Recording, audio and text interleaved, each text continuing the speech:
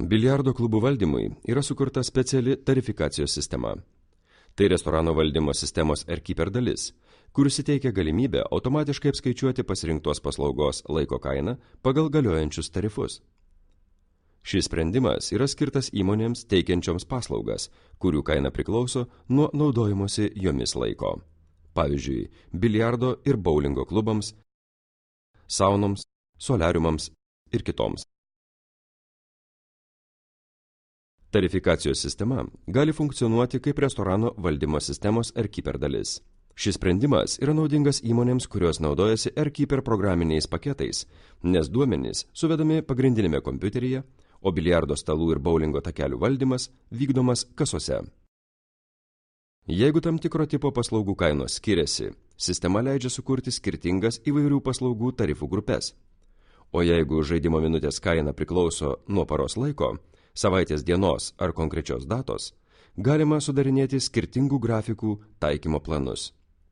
Tokiu būdu sistema automatiškai apskaičiuos kainą atsižvelgdama į šiuos parametrus.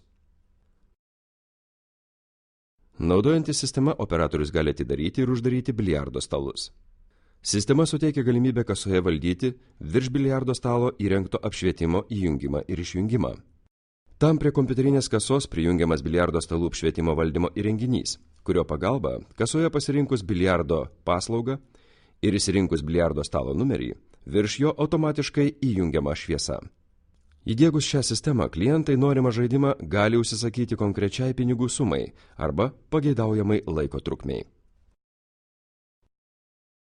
Boulingo klubams skirtas sistemos AirKeeper modulis suteikia galimybę iš įvairių boulingo programų siųsti informaciją į AirKeeper sistemą.